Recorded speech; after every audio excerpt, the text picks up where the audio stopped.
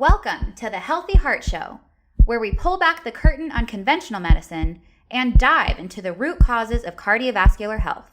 If you are concerned about high cholesterol, high blood pressure, heart attacks, stroke, or atrial fibrillation, this is the place for you. We will provide natural heart information that will help you prevent, treat, and reverse any ailment, leaving pills and procedures out of the picture. Here are your guides to holistic heart health, board-certified cardiologist and Amazon best-selling author, Dr. Jack Wolfson, and natural heart doctor, naturopathic physician, Dr. Lauren Latanza.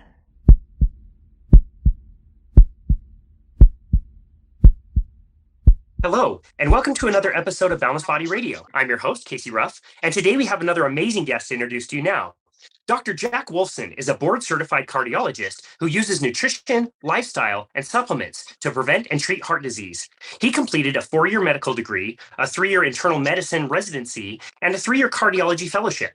He served as the chief fellow of his cardiology program, managing other cardiology trainees, and has taught many medical doctors and practitioners from all over the world. Dr. Wolfson then joined the largest cardiology group in the state of Arizona and spent 10 years as a hospital-based cardiologist performing angiograms, pacemakers, and other cardiac procedures. In 2012, Dr. Wolfson founded Natural Heart Doctor to offer patients the ultimate in holistic heart care.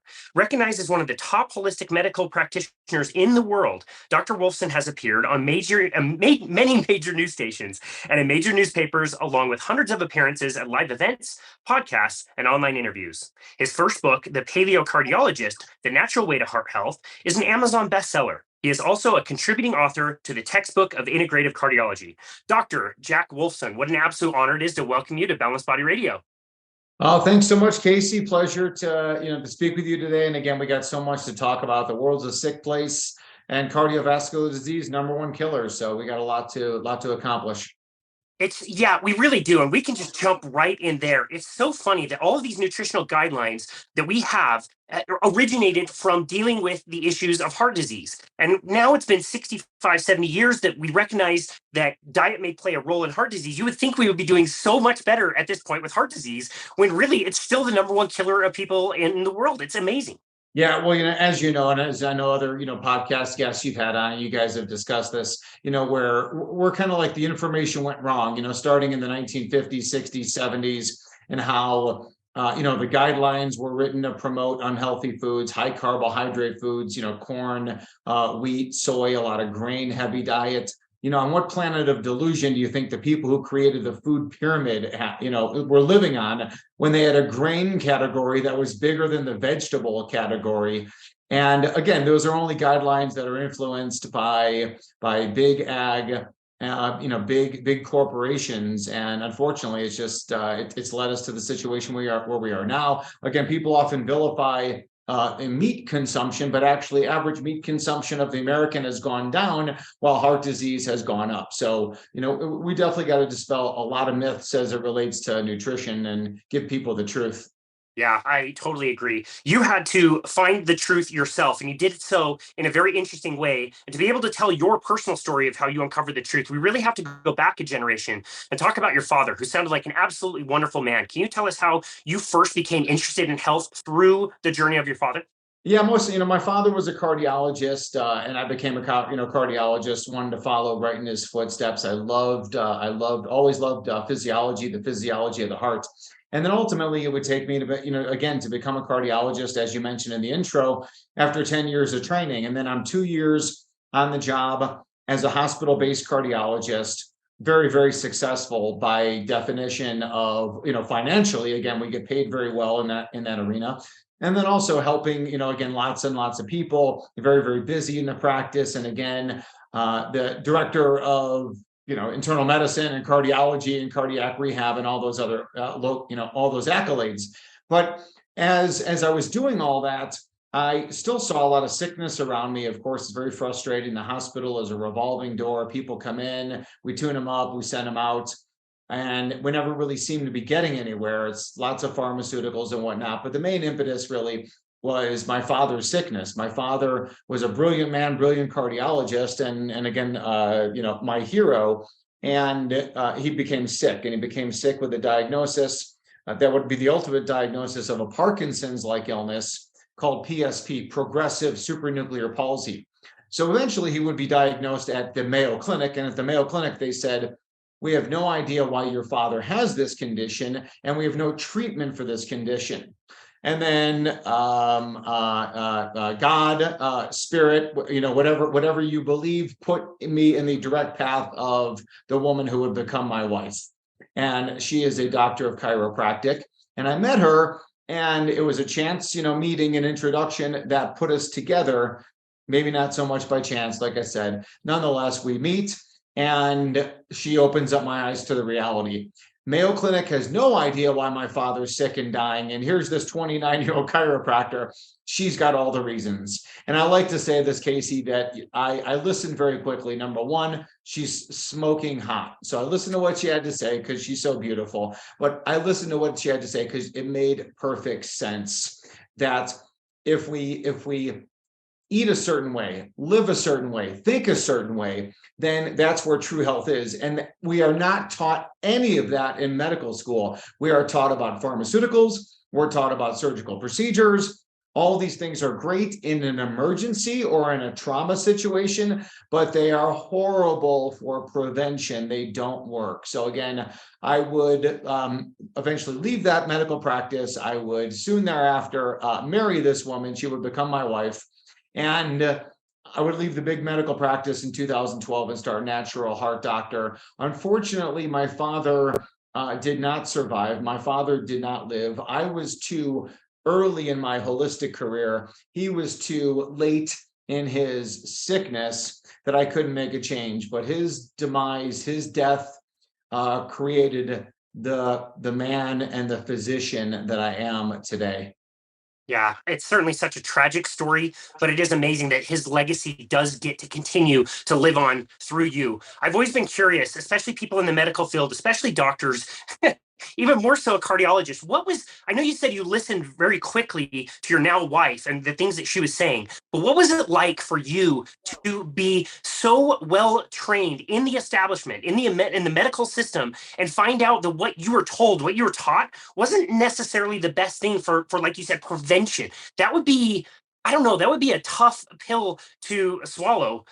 Forgive the pun. Yeah, no doubt. It's most medical doctors. I mean, obviously, they're very brilliant men and women who go into this profession to become cardiologists and medical doctors in general. But again, we only know what we know. So it's kind of like I would say, hey, listen, if I went on the job and I was being an apprentice for a plumber, and the plumber would ask me to do something, I would look like an idiot because I know nothing about plumbing. And the plumber may say, wow, this guy is an idiot. Well, again, I'm not an idiot. I've just never been trained in that. And again, the medical doctors are just not trained in causation. They're trained in, you have high blood pressure, here's your pill. You have abnormal cholesterol, here's your pill. You've got coronary artery disease, here's your pharmaceuticals. Let's do a stress test and a stent and bypass surgery.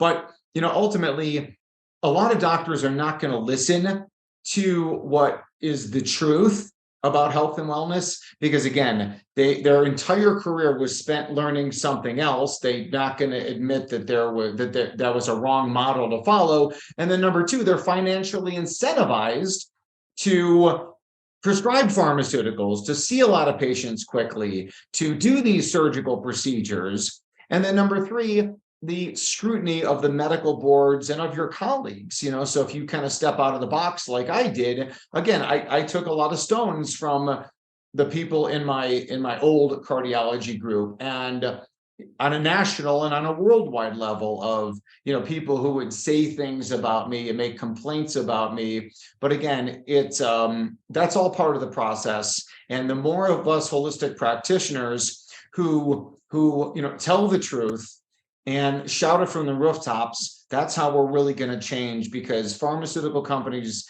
and the medical establishment that they control, they're very powerful. So the truth has to be spoken, and if we do, it'll prevail. Yeah, no, that's great. I love that. And I'm glad you brought that up, because you were experiencing some pressure from people either above you or adjacent to you in what you were doing, saying that you're not earning as much money as you were when you were doing more of these procedures and prescriptions. Is that correct? Do I understand that right? Yeah, I mean, again, when you're in the big cardiology group, you're incentivized to see patients very quickly, people very quickly. And then you're incentivized, of course, to order tests and procedures. So when you order stress tests, when you order ultrasounds, when you order angiograms and pacemakers, again, all of that is how the doctors get reimbursed. Yet my new patient consultations these days are 90 minutes long because we have to discover a lot of things. And again, in the traditional medical model, that visit was less than 10 minutes, and now it's 90 minutes. So you really can't practice insurance-based medicine or health when you're a holistic practitioner. When you opt out of that, you typically don't accept insurance, only because, again, you have to be able to see people for a long period of time, and none of that should be kind of guided or limited really by insurance companies. Yeah, you mentioned the difference between chronic care and more like acute care or care in an emergency. As you look back on the things that you were taught and the procedures you were doing before, what are maybe one or two examples of things that you look back on and maybe cringe a little bit now to think like, we probably did this in more cases than it was needed? Yeah, that's a great question, Casey, and thank you for asking it. And undoubtedly, stress testing is the number one thing that comes to mind. Again, annual stress tests on people. We order it all the time, so do most cardiologists, and there really is no scientific value to that. All there is risk. Risk really twofold. Number one, the radiation risk of doing a nuclear stress test, and then number two, the false positive rate. So let's say a stress test is done and the test is abnormal, and then it leads you to the next step, and maybe that's an angiogram, and the angiogram maybe is normal, but you put the person at risk of doing the angiogram when they really didn't need it. So I could talk a lot about all of the mishaps and really malpractice inside of the cardiology realm. There's a lot of it going on. And again, it's just so unfortunate that the people suffer, and it really is just a revenue grab. There's so many examples of that, of what conventional doctors are doing, and there really is no value to it. That's a really strong statement to talk about like malpractice, but we got the same sort of answer from Dr. Thomas Seyfried, who's at Boston College, I believe Boston University, and he's studying cancer. And he talks about treating revenue creating diseases. These diseases create revenue, and if you tell somebody alternate advice and get them out of the system and get them healthy, they're not generating revenue for everybody. That's a huge problem. Yeah, again, that's why nobody was upset when I left the conventional cardiology practice, because again, I would kind of espouse these truths, very early on, and certainly very on in my holistic career. And ultimately, again, it's just bad for business. Again, why doesn't the Cleveland Clinic and the Mayo Clinic and all these big hospital institutions have big nutrition departments and really preventive, areas? They don't, because it doesn't pay the bills. And quickly, if someone tries to introduce that, then they will be quickly ushered out of that situation. And, again, that's okay. We're going to circumvent all that. We're going to talk like you and I are right now. We're going to share this information. We're going to take it directly to the people. And then the people are going to go back to their doctors and say, hey, I want a better approach. And if you don't have that, then I'm not going to, again, be your patient. And once that patient pool starts to shrink, as it already is for mainstream doctors, although, again, there still are 330 million people in this country, the majority of which are still very sick and do not understand about health and wellness. So again, we're not getting rid of the medical doctors, currently, but again, I certainly see a day, 10, 20, 30 years down the road when this type of practice is really commonplace. I sure hope so. That makes me so optimistic. We talk about all the time the delta between the people that are getting healthier and finding this type of information versus the other people that are following all the standard advice, and their health is absolutely just deteriorating at such a fast rate. That split between the two is just growing and growing and growing. And it's getting so wide that you're right. That's what makes me optimistic as well, that we're going to be able to get this message out, because at some point there's going to be so many people getting healthier by doing the opposite of what they're told. That's going to carry this message forward. So before we get into the pillars that you talk about and the other things that you talk about, which I absolutely love and I really want to get into, tell us a little bit about the challenges as you started, you opened your clinic and you started doing things a little bit differently. You did mention financials. That is a financially very different thing. And I don't blame any doctor for not staying in the medical field and generating money doing it. I don't blame them, because you need to put bread on the table. What were some of the challenges you faced early on with going your own way? Well, I mean, ultimately, I think that, as they say, cliche, right? We only go around once. And the proverbial, hey, when I'm on my deathbed and I'm surrounded by my family and friends, what do I want them to know about me? That I did it for the money. I didn't like my career. I knew that what I was doing was wrong, but again, I wanted to support everybody in this room the best that I could. I guess one could take that approach, and that may be right for some people. It certainly was not right for me. So in doing so, when I was making over $1 million a year as a conventional cardiologist, and I say that not to brag, obviously, but I say it because of how lucrative it is, and actually it's embarrassing that I was making that kind of money doing the wrong thing. But ultimately, yeah, I would start over on September 1st, 2012 with zero revenue. But listen, I think that when we continue with our truth and we're able to explain it clearly, then the people will come to us. When we're doing the right thing, then the revenue tends to follow that. And I know it's easy for me to say because I am a cardiologist and people would see me as the ultimate cardiac authority, therefore come to seek out my help. But again, I think that there are so many people who practice natural medicine and promote natural healthcare who are doing very, very well, opening up the eyes of people who are accountants and lawyers and people who drive, a truck. Like the number one demographic, if you will, that comes to see me is a truck driver. It's like my ideal patient is a 62-year-old guy who drives a truck, or maybe the woman who helps him or is married to him. I mean, again, so I do think again that we need to follow our path, and when we follow our path and we do it well and we fully commit to it, then we will have all the fruits of that labor. Wow, what a fantastic answer. I absolutely love that. You eventually decided to create your 3 pillars and how you explain kind of lifestyle changes to people. Can we go over each one of those 3 pillars and how you came up with each one? And then we can spend a little bit of time talking about each one and what are some of the primary principles? Well, it's all based on the methodology or my thought processes, which is not like unique to me necessarily. Again, a lot of people talk about this, but eat well, live well, think well. And then we test, don't guess. So we do the most advanced testing in the world to really determine where people are at. And there's a lot of different tests to really make sure you're on the right path to the 100-year heart, as we say. And then there's evidence-based supplements. And then there's also these kind of what a lot of people would know as biohacking strategies, like should I get a sauna, or should I get a red light lamp, or should I get a vitamin D lamp, or should I do cold plunge, or should I do IV therapy, or all these different devices. So again, I think all that is good. So again, from there we can certainly break it down. And I want to say this, that the eat well conversation is always debated and it's always discussed first, but it's no more important than what we would say is living well or thinking well. So we start off with eat well because that's kind of where people are having that conversation. And for me, eating well really surrounds several things. Number one, no matter what diet we follow, always make it organic. Get the chemicals out of our food. If you're a vegan, vegetarian, Mediterranean, paleo, keto, carnivore, if you're on the chocolate chip cookie diet, just make sure it's organic. Get the chemicals out of your food.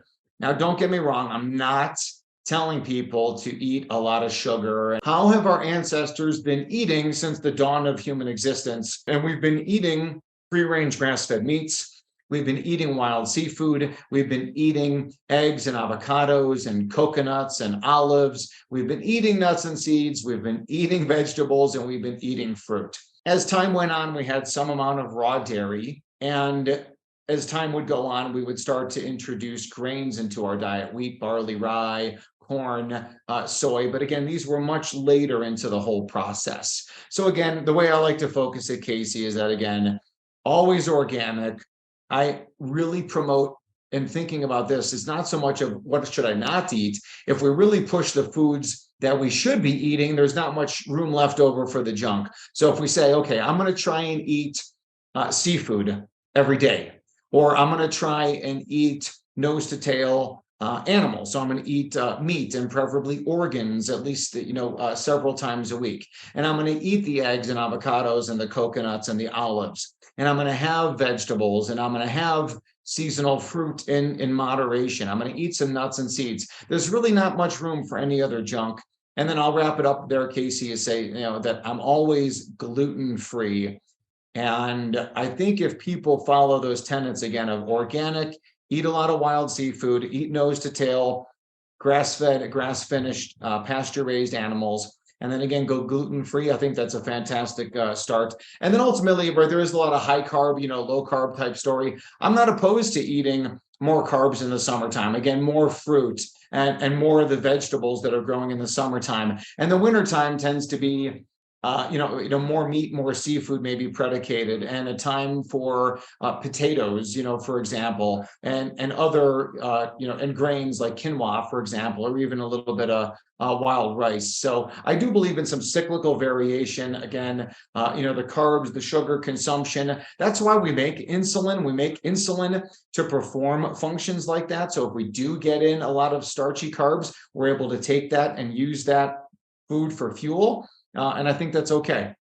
That sounds amazing. I'm sitting there listening to all the foods you list. I love the way that you put it. Like, if you eat these things, there's not going to be much other space. You're listing things that are totally like satiating. Like, you eat those things and you're just like satisfied. And it's not that you couldn't snack if you wanted to, but you don't really care. You go about your day and go do fun stuff, go ski, go on a walk, go paddleboard, go use your time. And I'm contrasting that with a few months ago, I decided to go to the American Heart Association website and see their dietary guidelines. And I downloaded MyFitnessPal or whatever, started punching in to hit the macros that they recommend and to see all the meals and snacks that you would need to hit. It's just like, it was like 60 to 70% carbohydrates. And all of the foods I was putting into this tracker were like, if I tried to eat this, I would be starving. I would be starving. There's no way I would be satiated. Of course, I would want to snack on cookies and soda and whatever. I'm going to need pick-me-ups throughout that entire day, contrasted with what you mentioned, all these satiating foods. You're just not going to think about food. It's so different.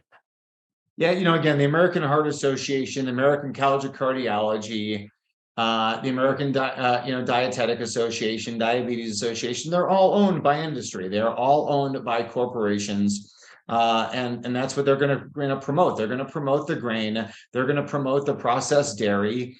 And that is well known for decades that is what's going on. And, quite simply, right, you can go to the American Heart Association website. You can see the sponsors right there. You can open up the Journal of the American College of Cardiology, and page after page after page is advertisement for the pharmaceuticals. So it clearly is a major problem. I mean, again, listen, life is to be enjoyed. There's certain, sweets and things like that we're going to enjoy. Just make sure you do it organic. Make sure you get the chemicals out. If you want to eat, ice cream, then get organic ice cream, or do a homemade organic ice cream with raw cream, raw milk, raw eggs, vanilla, and raw honey, and put it in your ice cream maker. Like, it doesn't have to be some kind of processed kind of garbage. Again, I'm not sitting here promoting the eating of those, but when you do eat them, make them the best of the best quality. But to our point, I don't want to argue too much about the food story. But again, let's dive into the living well, understanding that our ancestors, they went to sleep with the sun down. Well, depending on, where you live at on this planet. I mean, but so many people right now, they live in the Northern Hemisphere, they live up at higher latitudes. So this time of year, the sun is going down, at 5:30, 6 p.m. So we should not be awake too much after that.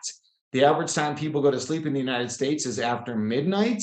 And that's just a death sentence on so many different levels. Again, the artificial lights, that we're exposed to, that all has its own set of problems. That's well documented. When we are awake at night, we're typically eating unhealthy foods. We're not watching a movie at 10 o'clock thinking, let's have a broccoli salad. We're typically reaching for something unhealthy, potato chips or pretzels or ice cream, as we mentioned. So again, we want to get to sleep on time. We also want to get outside very often, understanding that our skin is a solar panel. It's built to collect light. So there's no such thing as bad weather, just bad clothes. Ideally, you get outside as often as you can with as much of your solar panel exposed. And in doing so, you're being physically active, you're moving. And of course, you don't have to go to a Lifetime Fitness. You can do all this stuff in the comfort of your own home, and really you could do it outside. And that's the best and the safest place to do that. And then also in kind of like that living well, we talk about oral health, it's a good dental care from a holistic dentist. We talk about chiropractic care from a qualified chiropractor to make sure your spine is in alignment and your autonomic nervous system is moving and balanced. And then I want to mention this final thing as regards to living well, is that your environmental toxins. And we all know about things like lead and mercury and aluminum and all those other toxic metals. And we also mention EMF. We're very aware of the dangers and damages of cell phones and Wi-Fi and smart meters and all those things. And again, we've got pesticides and plastics. The list of chemicals goes on very long, but I do want to make sure everybody is aware that the single most dangerous environmental toxin to anyone is when they live in a water damaged home or office or building, and that water damage has led to mold and mold mycotoxicity, meaning the mold releases these toxins in order to ensure its survival and how it impacts us. So let me say a couple more things about the mold. Again, mold from water damage. And again, you may not see the water damage. It may be seen, you can see it in your shower, your sink, or your toilet, but it may be under the sink or the shower or the toilet. It may be in a crawl space or on a wall. And the mold wants to survive. It releases toxins to kill off other molds and bacteria and insects and viruses and certainly humans. Now, the most common example of this is the mold penicillium produces a toxin that kills bacteria, and you may know that as penicillin. There is also a very well-known pharmaceutical called Cellcept, and Cellcept is an immunosuppressive. It suppresses your immune system. And it is so effective at suppressing your immune system that the pharmaceutical companies put it into a capsule. Again, the pharmaceutical is called Cellcept, and they give it to people who have organ transplants in order to prevent what's called a rejection, where the new host of that organ rejects the organ. So they take this product called Cellcept, and all Cellcept is mycophenolic acid that comes from mold. And it's so powerful, so damaging to the immune system, the pharmaceutical companies use it as a drug. So those are just a couple examples of how ravaging the mold mycotoxins are. So whatever your health conditions or concerns are, please consider how mold can impact those illnesses. Wow, that is crazy. I remember we did one episode where we deep dive into EMFs in particular, and it's such an interesting kind of lifestyle thing to get into because you almost feel a resistance to it because it feels like there's so little that you can actually do in a world where we live with cell phones everywhere and Wi-Fi's everywhere. Like what practically can be done? And I almost think the same way about mold. I feel like I've been resisting talking about it, because I feel like, it might be important, but what do you do if there's mold? It's the only thing to do is move? No, again, and let me say this too, is regarding EMF, regarding aluminum, regarding mercury, or even pesticides, none of those things are living entities.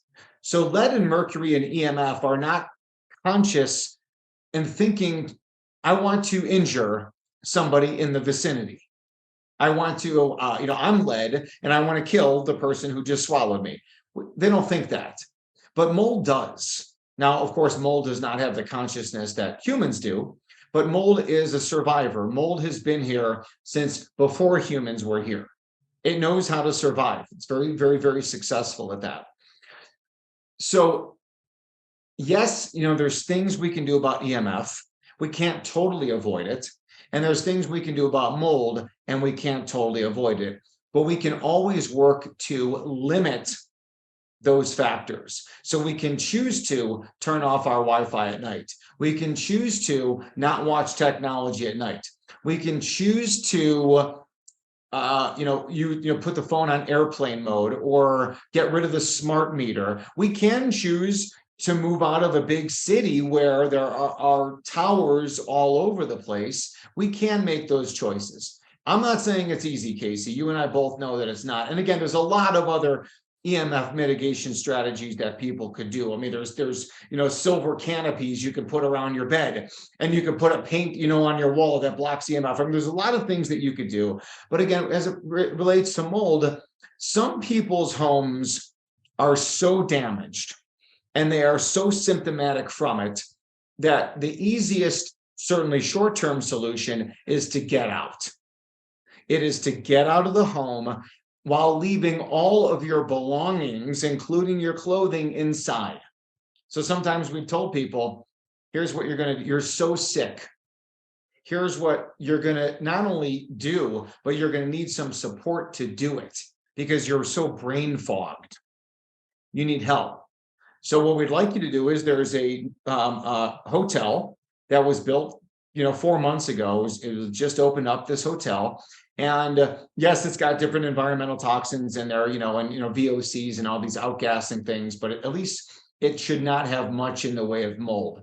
And you're going to walk into that room, you're going to shower, and there is going to be a new pair of clothing, brand new clothing that you're going to now wear while you start the recovery process. So that's one possibility. Now, the other would be, of course, is that maybe you're not quite sick enough, and maybe, again, now you can stay in your home while you're making these decisions and look to find where the mold is coming from, and then to have a quality company remediate it. Again, it's not easy. It's time consuming. It's expensive. It is, by all definition, the rabbit hole, of going down. And another, I guess, Pandora's box, to use another metaphor. Again, it's something that is catastrophic. I think all people like you and I can do is open up people's eyes to the reality that no matter what your sickness is, it may be from mold, and you're best off to find out, again, if you're impacted. And there's home tests you can do. There's urine tests you can do on yourself. There's supplements you can take to bind down to these toxins. There's a lot of different possibilities that are there. But so Casey, I appreciate you letting me have the opportunity to talk about this. I know it's real easy to tell someone to take a pharmaceutical. It's real easy to tell someone to eat more seafood. It's real easy to tell someone to get better sleep or sunshine. But some of these other strategies, they can be more difficult, but they're important. The Healthy Heart Show will be right back after we take this quick break to hear from our sponsor. Would you like to drink great tasting coffee that's also good for your heart health? Cardiology Coffee is your answer. This 5-star rated coffee is delicious. It's a gourmet coffee that begins with whole organic beans, hand-selected and carefully roasted. It's tested and certified to be free of pesticides, mold, and other toxins. Cardiology Coffee is great for your heart, and you're going to love how it tastes. Order now online at cardiologycoffee.com. Now back to the Healthy Heart Show. Yeah, it doesn't take away the truth, and people can decide what they want to do with that information. Maybe moving isn't the best thing to do right now, but they can keep it in the back of their minds, and the situation changes in 6 months or a year or something. But at least that way they have the knowledge and the information to do with it what they will, rather than just suffering needlessly. One last question on the mold, just based on your experience. I don't know if there's any way you could ever prove this one way or another. But just based on your experience, the people that you've seen and everything you've learned about mold in particular, what percentage of people in America would you say this is a factor that is more significant than people think? Are we talking 1% of the population? Is it 50% of the population? How pervasive is mold as a problem for people? Again, I don't have any definitive literature. I can only tell you from my experience. And if I had to put a number on it, I would probably say 80 to 90% of people are impacted by mold. It could be cardiovascular disease. It could be brain disease, Alzheimer's, Parkinson's, other movement disorders, tremors that people have. It could be fertility issues. It could be low libido. It could be erectile dysfunction. It could be gut disorders. could be skin disorders, rashes, could be brain fog, could be lethargy, could be weight gain, could be weight loss. So that's why I say whatever your health condition is, and I mean, would you say that 80 to 90% of Americans have some kind of health condition? Oh, of course, For yeah. sure, right? Right. I mean, everybody's got their something.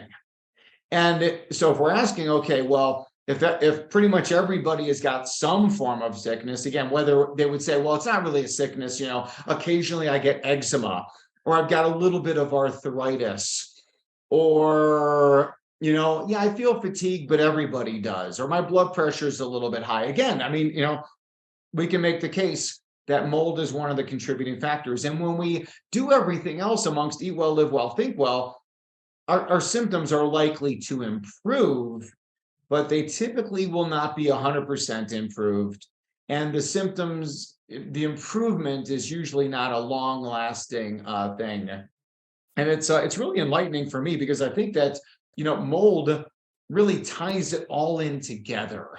It really ties it all in together in the sense of why people are sick. And again, you've had a lot of clients where it's like, I'm eating all the right foods, I'm doing all the things you're telling me, but I'm not getting better, or their lab results are abnormal. And I'm just going to tell you, it's mold until proven otherwise. Wow. Well, I really appreciate that. I realize that was just speculation on your part to kind of, give some numbers to that. That's a much higher number than I would have expected. But I really appreciate you and all the learning you've done in that category.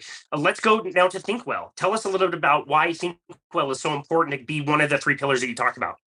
Yeah, again, in medical school, in our training, again, we get zero, except for like a short stint on a psychiatry rotation where there it's all just about pharmaceuticals. But I want people to understand, this was chapter 5 of my book, and chapter 5 was called One Nation Under Prozac, where the answer, of course, is not Prozac in the sense of anger, anxiety, stress, depression, all markedly increases the risk of cardiovascular disease, heart attack, strokes, atrial fibrillation, heart failure, and dying. So we want people to understand that they better get a handle and a hold on their emotional wellness and their thought processes. And that could be through a lot of different ways and different categories of Think Well that are important. Spirituality, believing in God or whatever either formalized religion or spirit that someone believes in. So having that spirituality, having a good community or connectedness, where I feel I've got a lot of people around me who are like me, who I can confide in, who love me. So being connected, that sense of another thing is self-acceptance. Understanding that, hey, I'm doing my best in this crazy world. I'm a good person. I'm a valuable person. So really, again, having that sense of well-being about yourself. And then there's also, again, sense of security, where people feel safe. So find your safety zone. Find where, again, you are surrounded by, again, whether it's good people or you feel secure in your environment. And again, that's very important for mental health and wellness. And then finally, that sense of purpose, where this is what I am here to do. I am here in this form on this planet to do something. And I think it kind of takes us back, Casey, to the original thing about how, well, conventional medicine can be very lucrative, but if it's not your purpose, you'll never be fulfilled. If you're not happy doing that, again, you could be making all the money in the world. And if it's not your purpose, you'll never be happy, and therefore you'll never be healthy. So we want people to understand all those processes. And then again, different things, whether it's, yoga, meditation, Tai Chi, relaxing activities, breathing activities, all those things can help you inside of that thinking well process and dealing with all the stress and anxiety and fear that especially the last 3 years have brought to us. Take, for example, we mentioned community and connectedness. Well, social isolation, which has been prevalent, forced upon us over the last 3 years. The amount of death and destruction that caused, again, we know from the literature in many studies, social isolation, people who are not around other people, do not have good contacts, do not have good community, they die much younger than those of us who do have that sense of community. So continue to foster that. And frankly, social media can be a good way for a lot of people to foster that kind of community. You may not have people in your immediate area. You may not have friends and family, but sometimes, again, getting that connectedness to people online can be beneficial. That is such an interesting and cool point. I think a lot of us in this world poo-poo social media all the time. And it's like, well, yeah, there's a lot of things wrong with social media, but there is also some benefit. And I love how practical you are with all kinds of different techniques and things that people can be doing. You mentioned the yoga and the breathing and the meditation, and even things like journaling can really help people if they're listening to you and thinking like, yeah, I would love to have a sense of purpose. I would love to have a safety net of people around me who cared about me, but maybe they don't. I'm glad you listed so many different things so people can kind of pick and choose and see what works out best for them. Is that what you found in your experience as well? Yeah, certainly. And again, like even back to the social media, like we all know the problems with social media. But that being said, again, we've got like a Facebook group for Natural Heart Doctor, and we've got 10,000 people on there. And we build that as a sense of community, like, hey, everybody's in here seeking natural heart health. So again, you can make friends in here. We've done courses and we've done group coaching programs, and we have a lot of people who stay connected with these people for a very long time, or even still connected afterwards. In our office in Arizona, we invite people to kind of come in, hey, grab a cup of organic mold mycotoxin free coffee, or again, come in and use the Wi-Fi and have a snack, have a paleo snack, or none of it. Just kind of come in and be around other like-minded people. Introduce yourself, because the people across the room, they're very likely to be very similar to you, and establishing that kind of friendship, I think, is important. I think so too. I love that. And it's cool what happens in a group setting if the group meets long enough, whether it is in person or whether it is online. It stops being something like Dr. Wolfson said this, and I've got to do this because he said that. It's more like, oh, we're all kind of in this together. What worked for you? Well, I went through this. Let me give you this advice. And everybody just starts like naturally helping each other and being the ones giving the good advice to people. It's not like a top-down thing. It's like everybody's in this together. And I love that. I think it helps really validate people and what they're learning about low carbohydrate living, or, whatever it is, eating a natural diet, a paleo diet, or whatever. I think that can be very, very helpful. That's great. I also want to talk to you, not just about the pillars, but also something that you mentioned, testing, not guessing. Why is that so important? And what are some of your very favorite tests that you like to do on your patients?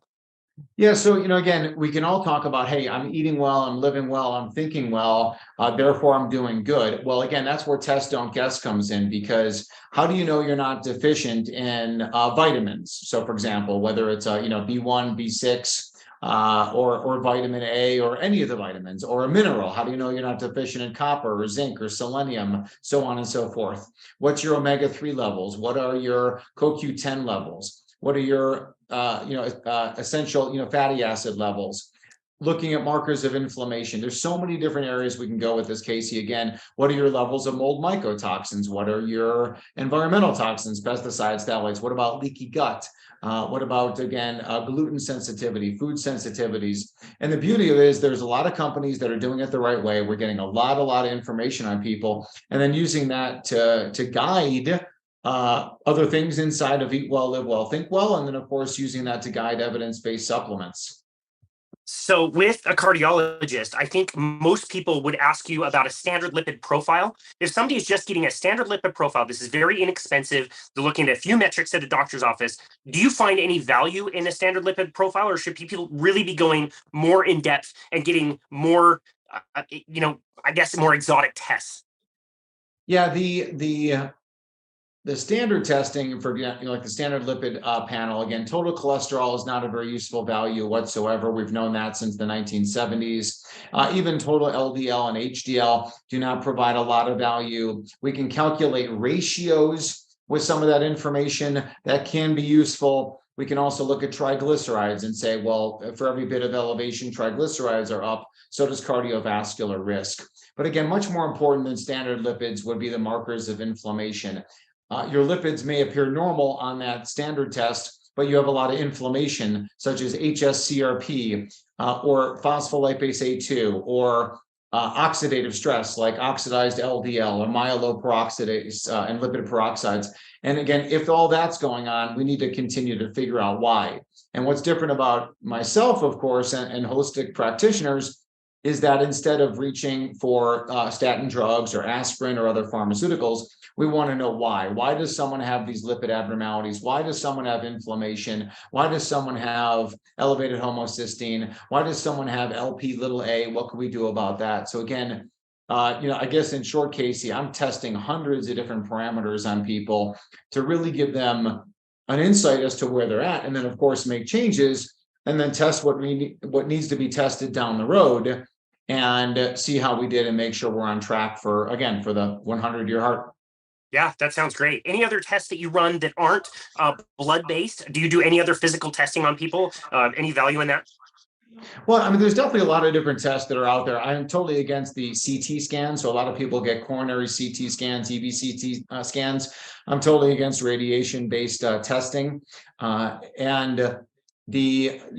tests, again, we do like a salivary nitric oxide test strip, and I think EKG has value and ultrasounds have value, but we do urine testing, we do stool testing, we do salivary testing, a lot of different things that can be done. We do a lot of hormonal analysis and optimizing hormones, and there's a lot of different strategies for that.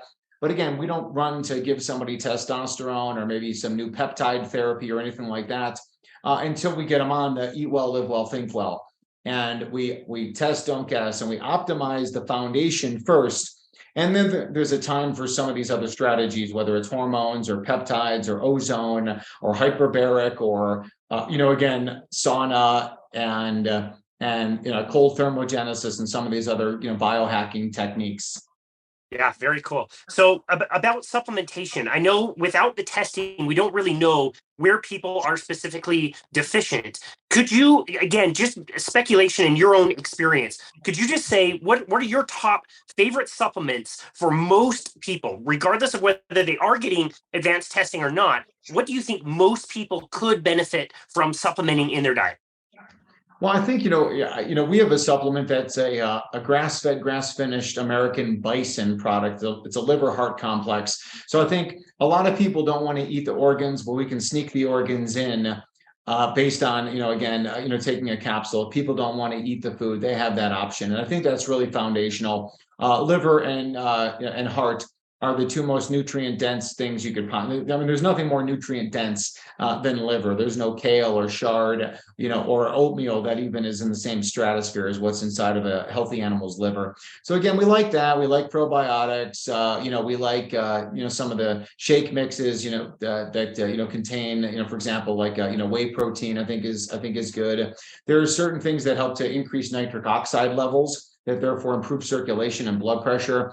And that can be things like beetroot powder or amino acids, L-arginine, L-citrulline, L-taurine. From a lipid standpoint, there's things like berberine and of course, curcumin and ginger that can be a nice natural way to optimize, a lipid panel. And there's natural blood thinners. And I mean, again, fortunately in our toolbox, there are literally hundreds, if not thousands of different supplement choices that could be beneficial. And again, if we can use test, don't guess to dial that in, that's always going to be a benefit.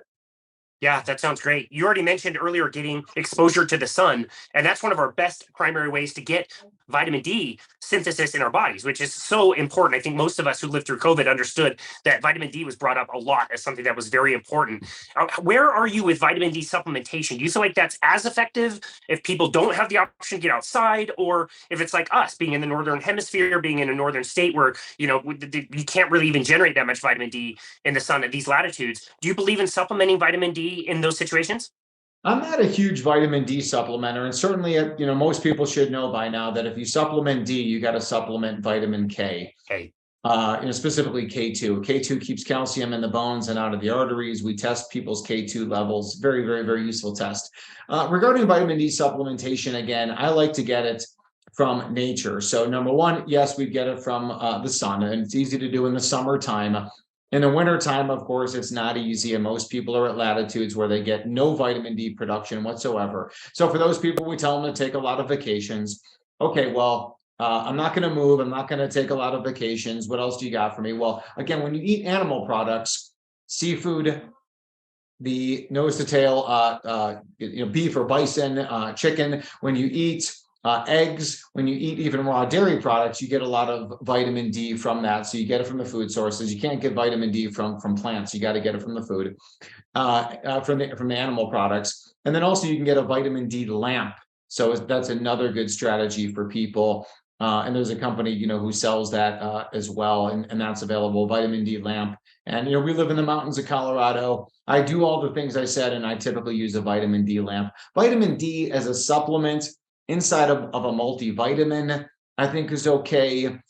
Maybe in the situation where you are feeling acutely ill, maybe you feel like you're getting some kind of a virus or something, again, that's impacting your immune system. Vitamin D can be one of those supplements to assist in quickly ramping it up. I mean, we know, again, from African children with measles, that vitamin D supplementation in that population who was deficient, again, it was markedly beneficial for those people, and vitamin A, for example. So it was, vitamin A lowered mortality by like 85%. Wow, that's crazy. During this whole conversation, I keep thinking back to something Nina Teicholz says in her book, The Big Fat Surprise, where it's like we shifted our diets and lifestyles, half a century ago for one problem, and that was heart disease. We changed our entire dietary recommendations. Our lifestyle shifted. We changed everything to address that one thing, and it didn't work. And everything that you're describing today can address heart health that will work, and it does so many other wonderful things. You're going to be lean. You're going to lose weight. You're going to maintain muscle mass. You're going to be strong. You're going to have healthy bones and a healthy gut and healthy skin. Do you ever just reflect on how amazing it is that once we have the right inputs into the body, how easily it can heal and self-correct and be good for so many different things, not just heart health? Yeah, again, medical doctors are really good at labels, right? This person has liver disease. This person has brain disease. This person has cancer. This person has cardiovascular disease. This person has autoimmune disease or asthma or allergies, so on and so forth. But the reality is they're all from the same causes. They're from violations of eat well, live well, think well. And if we eat well, live well, think well, that is our best strategy to avoid sickness, to heal from sickness as well. Health will never be found in a prescription bottle. It's never going to be found at a tip of a needle. It's going to be found by giving your body what it needs, taking away what it doesn't, and that's our success plan. I mean, again, let me say this too: is that I hear the genetics, conversation a lot, and the medical doctors even like to say, well, it's your genetics, it's in your family history. Well, I think our genetics are perfect until we screw it up. The man-made foods, the man-made toxins, that's what screws it up. Man-made thought processes and traumas that happen to us, that's what damages the body. And don't blame it on your genetics. Don't blame it on, again, my mother had this. Again, you have this like your mother because you eat and live like your mother did. But if you went back many, many, many generations, they did not have these health ailments. Yeah, such a great point. Man, this has been an awesome conversation. Is there anything that you are planning on or preparing for in the future, something that gets you really excited? Well, again, you and I were talking about this before. I've got my event coming up in February. February is Heart Month. Certainly for me, every month is Heart Month, but February is nationally recognized Heart Month, and we've got an online event coming up called Your Path to the 100-Year Heart. I interview about 35 different experts in that field. And again, if people are connected to us and they're connected to us on social media or they're on our email list, or again, even, people like yourself are certainly welcome to help us promote getting the truth out there. The truth is going to win the day. And, the more people we get involved, the more people learn, the more the good guys win. That sounds absolutely fantastic. Dr. Jack Wolfson, where can people go so that they can find you, connect with you and your work, and also get those resources that you talked about? Well, thank you so much. Again, Free Heart Book is a great place to start to get a copy of my Amazon best-selling book at Free Heart Book. And then again, our website is Natural Heart Doctor, all spelled out, Natural Heart Doctor. And that's where you can find us. You can Google me and you'll find some interesting things. And typically those of us holistic practitioners who've been around for a while, we've got certainly a lot of positive things said about us, a lot of negative things said about us, but as long as people are talking about us, that's the key. Yeah, that's great. I get Twitter comments all the time where it's like, well, at least you're saying something. I appreciate it, even if it's not the nicest thing to say. Dr. Jack Wolfson, to be able to do what you did, be trained in the way that you were, to witness tragedy in your own family, but to be able to take that and now continue your father's legacy and to be able to help people in a different way than the system is teaching, I think is absolutely marvelous. And so thank you so very much for everything that you have gone through. Thank you for what you're doing now. And thank you so much for taking time to be on our show today. We really appreciate you. Thank you so much, Casey. Appreciate it. Absolutely. And this has been another episode of Boundless Body Radio. That does it for today's episode. Thanks so much for listening to The Healthy Heart Show. Please help us get the word out by liking and subscribing to our podcast and our Facebook page, Natural Heart Doctor. Please show support for our podcast sponsor, Cardiology Coffee, your resource for organic, antioxidant-rich, mold and pesticide-free coffee shipped straight to your door. Learn more by adding @cardiologycoffee on Instagram and visiting cardiologycoffee.com. This podcast provides materials for information and educational purposes only and should not be considered medical advice. We encourage you to contact your physician for any of the health issues discussed here.